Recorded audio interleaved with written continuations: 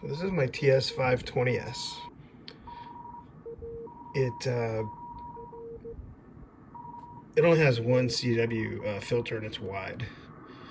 You know, it uses the SSB filter, so I think the width is about, I want to say like maybe 800 hertz or something like that, 900.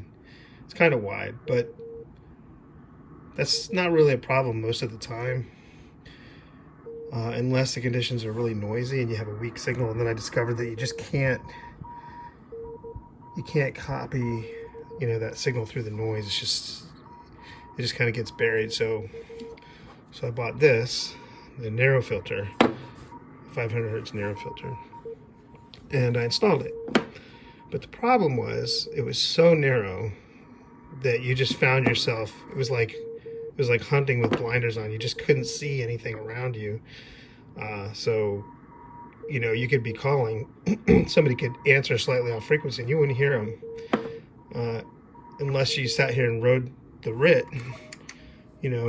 back and forth, which was sort of annoying. So I decided that I would just remove this filter because it was better without it than it was with it. But it would be nice to have a narrow filter now and then. So I decided to give it another shot. Wow, somebody's strong signal. I decided to give it another shot, and I figured I would just put the filter back in, and I would use this noise blanker switch to switch between narrow and wide, because this was really for automotive ignition, really along with the heater was for mobile use. And I could use the heater switch and just turn the heater on all the time, which is fine, because the only reason that it had a heater switch was to reduce the current draw. If you're operating from a vehicle, you could turn the heaters off. But there's no problem with leaving the heaters on. The only problem is that it says heater switch above it, whereas the noise blanker says NB, which could mean narrowband. So this one seems more appropriate to me.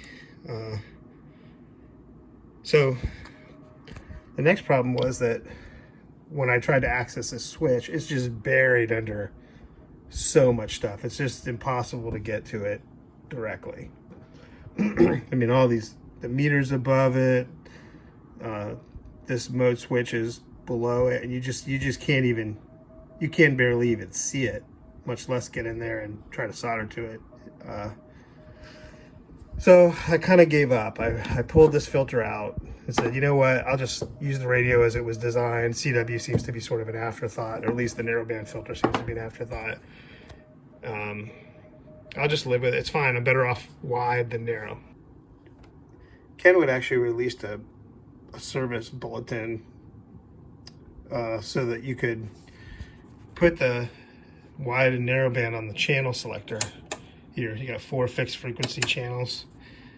The problem is that this radio, someone has modified the channel selector to be CB band. So 1, 2, and 3 are CB band up until 28 megahertz, which is number 4. So you put it on 28, and then you have normal 28 megahertz use. And as you turn this, you go down to like 26 point something, which is where the CB band starts. It's a pretty hard mod to do, and whoever did it did a pretty good job. And I just have no interest in trying to remove that. I don't mind that it's there. It is fun to sometimes go down there and listen to what's going on. But trying to remove it all just to install a narrowband filter is not something I want to do. I consider it an extra feature. So yeah, I looked through the service manual and I found this section.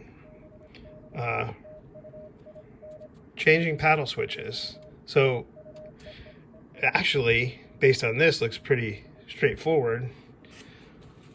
You do have to remove all the knobs and take the panel off. Focus. But then all you have to do is, allegedly, take the meter and pull it out and up, and then you can access these switches. So I'm going to try to do that today. I'm hoping it's as easy as it sounds. I really doubt that it will be. After being in this radio a few times, it's a little difficult to work on. I mean, the wires are old, and you start moving stuff around, you start breaking connections, and it can take forever to try to figure out what happened. It's happened to me several times. Anyway, we're gonna give it a shot. You know, if I can't do it, I'll just put this filter back up for sale and call it a day. It's really fine being wide, but it would be nice to just occasionally narrow it down for those weak signals. All right, so here we go. So unlike radios today, all of these seem to be flathead screws. Even the VFO is a flathead. So that's good and bad. Good because I can find a flathead that'll fit. Bad because I need to be really careful not to strip the screws out. You strip the heads out, that would be a problem.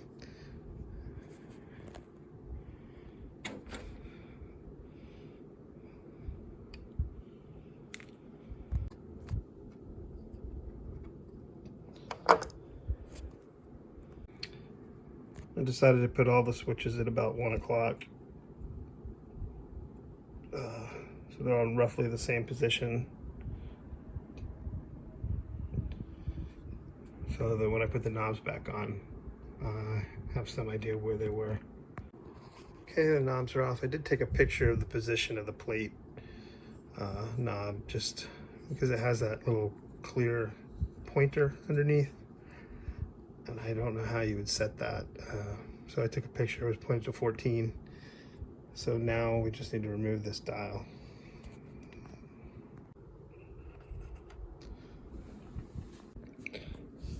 Looks like this nut needs to be removed. I really don't want to scratch the glass, so we'll be really careful there.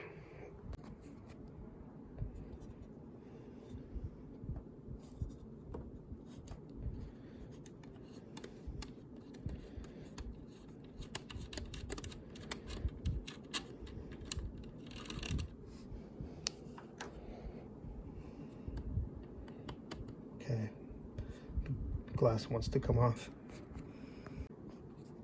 Okay, now we just have some screws, which, boy, those have been removed a few times. And here, some very stripped screws. I'd say somebody was probably replacing panel lights. Okay, anyway, let's get this panel off. Okay, that is off. And wow, what a nice piece of cast aluminum machined in the front. Very nice.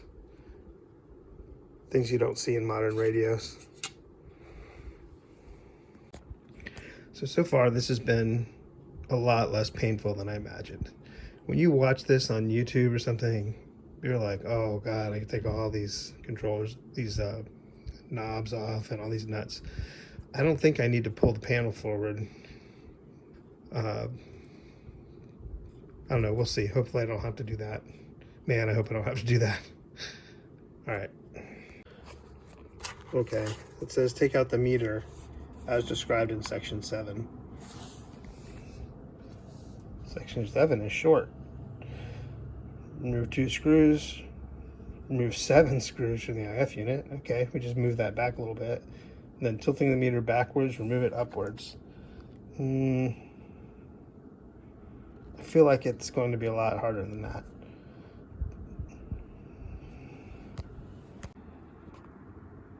Because they didn't mention the bundle of wires connecting everything as shown.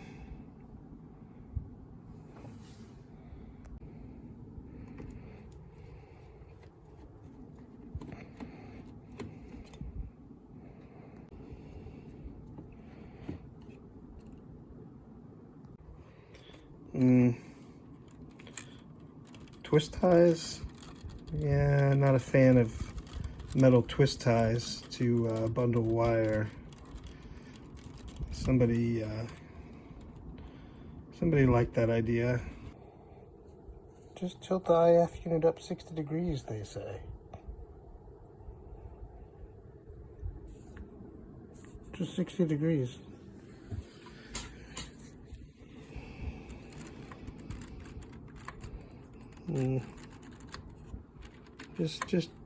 Just tilt it up 60 degrees. Well, I wasn't able to tilt it up, but I was able to slide it back just a little bit, maybe half an inch.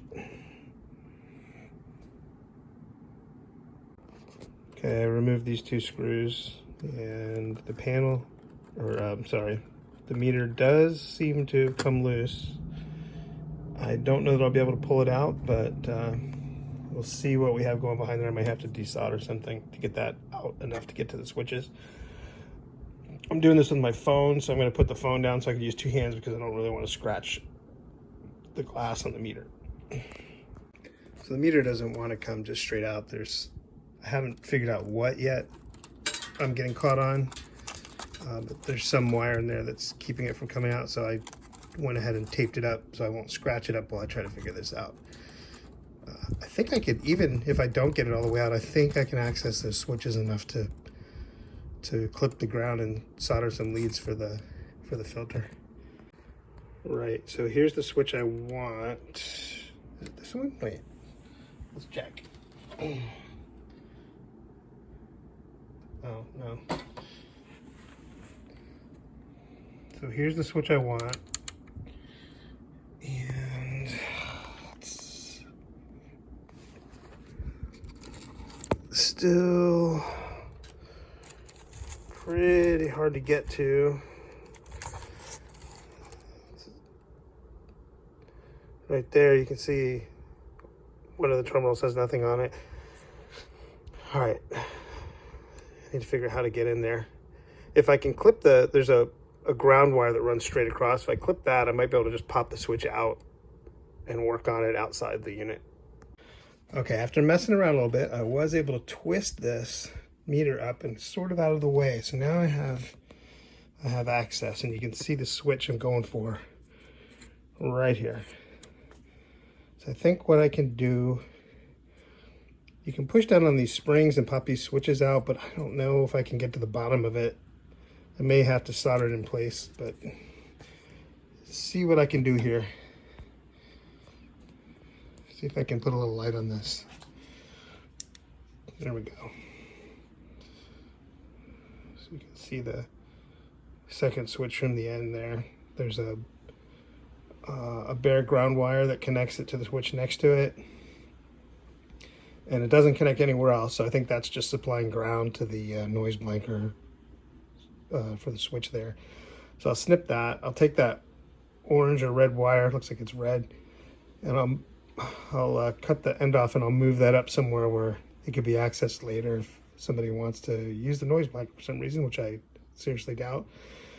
And then I'll feed some wire for the CW filter. Okay, so this may work after all. What I did is, the manual says to push down on these, see if I get push down on these leaf springs on the top, and I thought, can I get some light in there? Yeah. I figured I could push the top ones down, but I'm not going to get to the bottom one, so I'm never going to be able to get the switch out. But actually what happened is I pushed down on the top ones, and the switch came loose on the top, and then I realized that I could pry from the bottom, and I could probably just lift the switch out and it would come out. The paddle just pulls out, so you can just replace the paddle. But yeah, so it looks like if I cut the ground lead, I can pry this up a little bit and this switch will come out enough for me to work with it. Doing that now.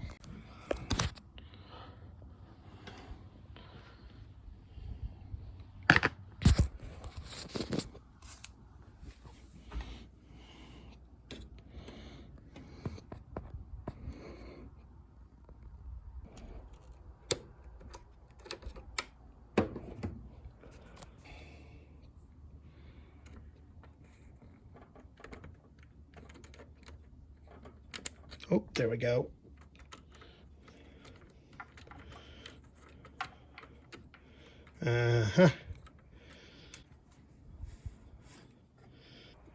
Oh, there's another wire. Oh no, where does that go?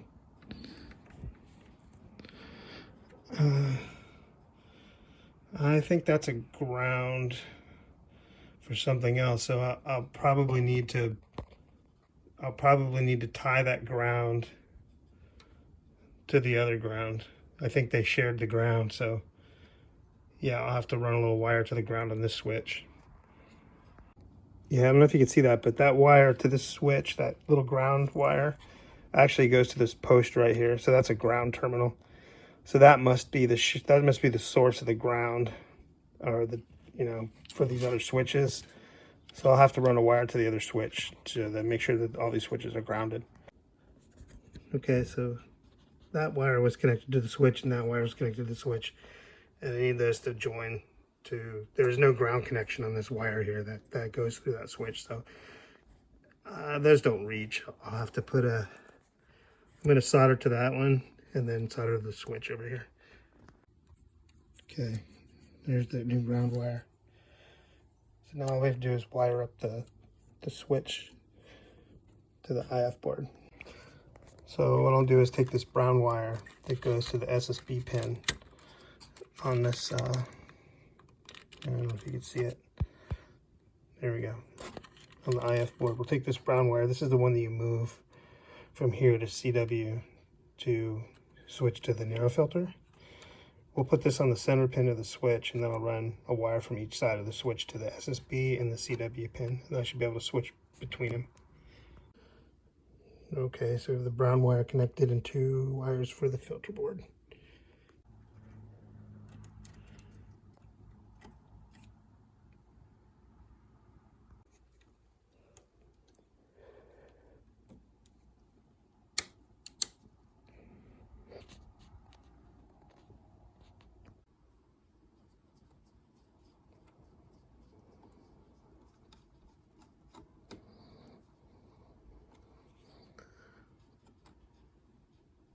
Okay, little filter. I almost gave up on you. Just putting you back in there. Just take these little nuts off, push it through the holes, put the nuts back on, just solder up those 2 pins, and that's it. Get that done real quick. Okay, so I have the switch in, soldered in. I have the 2 black wires. They're black so that they stand out as not being original. They connect to each of the filters. And then I have this red wire that used to go to the noise blanker. I'm going to label that because I don't want someone to think that it's a 12-volt wire for the lamp. Because that would be a short right to ground. So anyway, we'll try this out. I'm sure that there's 50-50 chance of me getting these right, and I never win on bets. So I'm sure that I have these backwards, and I'll have to come back and flip them around. We'll find out.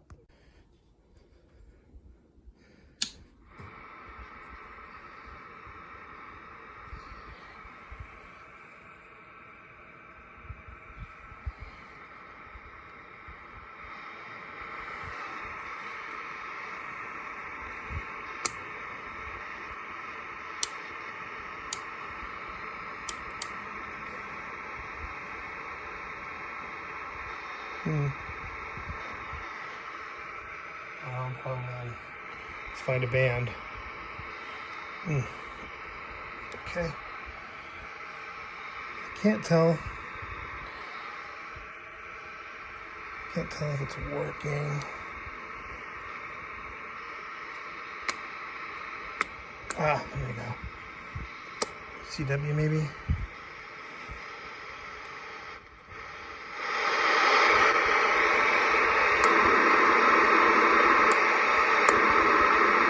I was saying that I have them backwards.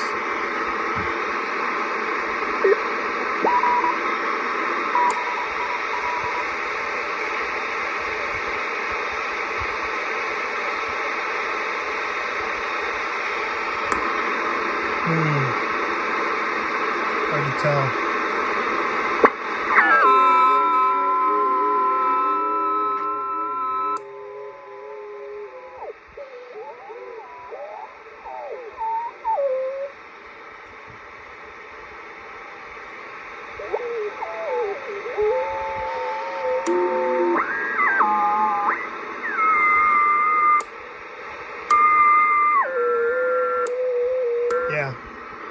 Yeah, I have it backwards. Of course, I told you.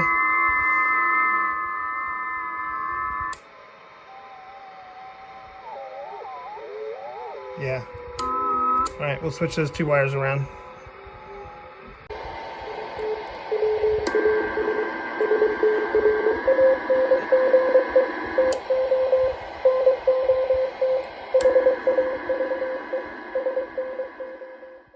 Okay, so panel goes back on, and then the screws, and then the glass, and then the knobs. Okay, we're going from the bottom up, and right, just a few more to go. Fortunately, you can see the indents from the last time the screw was tightened down, so you can figure out where the knobs should be positioned. I did notice that the pointer for the plate setting is cracked. I'm assuming that's a common problem. I could probably plastic weld that, but I don't think I'm going to worry about it right now. I'm not even sure it's set correctly. Just took a guess based on the scratches on the back of the shaft. Yeah. So if you hear that noise, that pulsating noise, that's my dishwasher. But check this out now.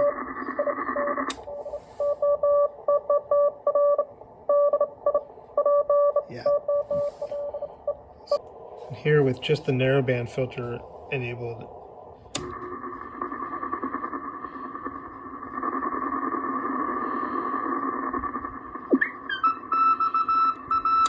look at that. Yeah. So if you have just the narrowband filter, it's super difficult to use this radio. You have to keep switching to upper sideband, but definitely want to be able to switch between them.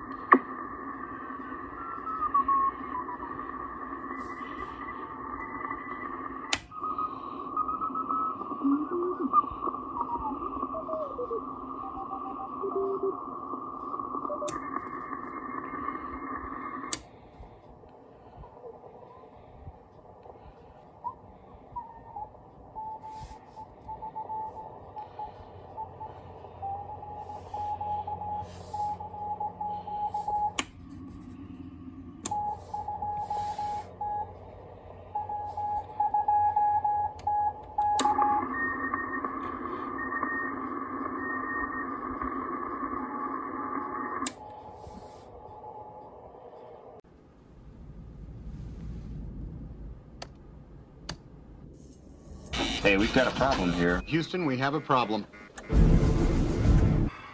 Okay, so now that I have everything back together, I realized that the Vox switch is not working. So I can't transmit.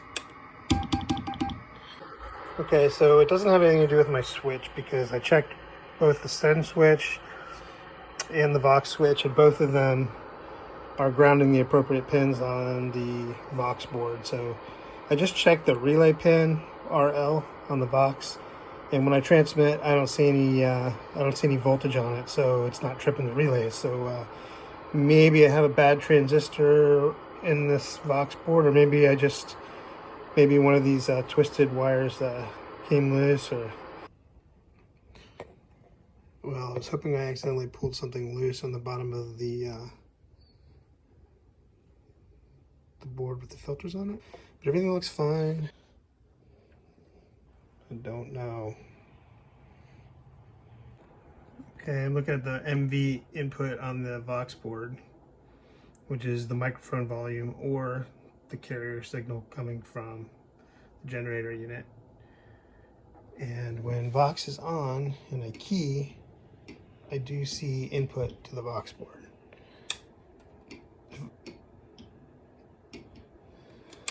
So the search continues. Okay, now I'm looking at R7, which is the collector of Q3. So the signal comes in, it should get amplified by Q3. So we should see that on R7 between the collector and the resistor. So that's the collector on these is, I think, the center pin. It has a circle around it. And so that's where I am. Get some light on there. So that's R7. And when I key, okay, so I clipped my probe onto this diode on the base of Q4. It's supposed to rectify the amplified audio from the mic and convert it to a DC voltage. And as soon as I clipped my probe on there and I hit the key to see if I had a signal, the radio went into transmit. So I think, and you can see now, when I key up, I have Vox set, send keys down, send switches down. Yeah, so I think what happened is when I lifted this IF board up and I pushed it back, I probably put some pressure on some of these components here. And I think maybe the diode, which is right here,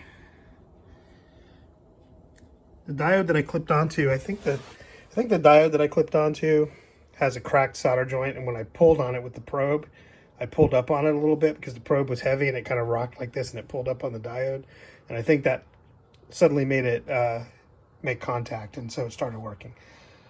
So I'm going to I mean, it's working. I could just close it up and pretend it never happened, but you know, I think what I'll do instead is I'm going to lift the Vox board up and just hit the solder joints around that diode and make sure that there aren't any cracked solder joints, and if there are, to clean those up. Hopefully I can lift this board out without disturbing something else now. Okay. So here's the diode right here. Look at the, you can kind of see a crack. See that? There's the diode. See that line going around the pad there, and it looks like it's cracked.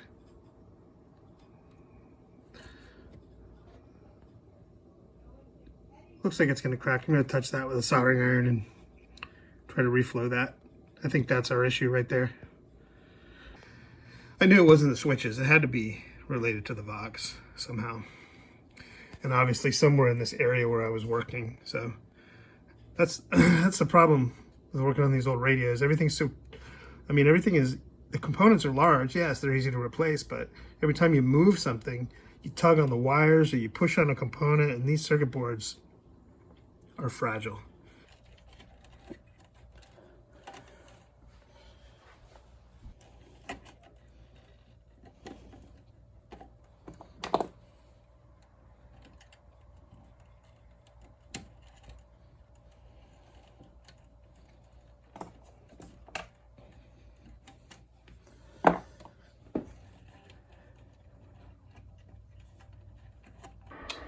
We have Vox off, heater switch on,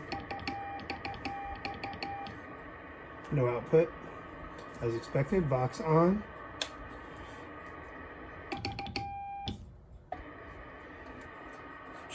just a Vox delay since we were playing with that.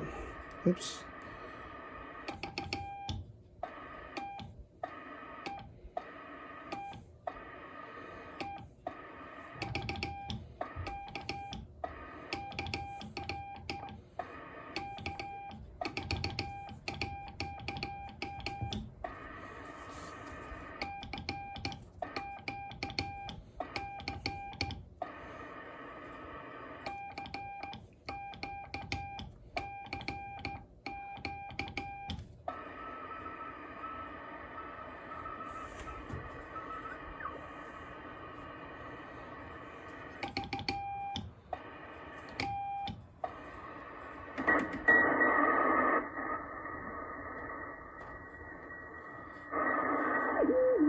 And let's try the filter.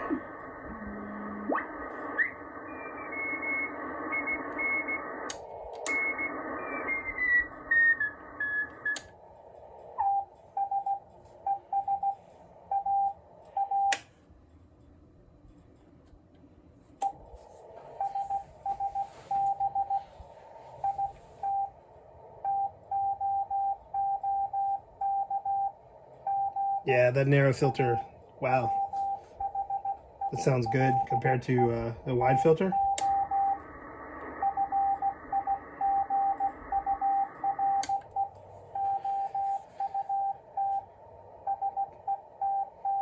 So yeah, we think we fixed it. And we have the narrow filter, so man, super excited. All right, so I don't know. I think if you want to install 2 filters, I think this is the way to go. It's a lot more work than putting it on this switch, but it's just so much cleaner. All right, thanks for hanging in there. Hope this helps somebody. 73.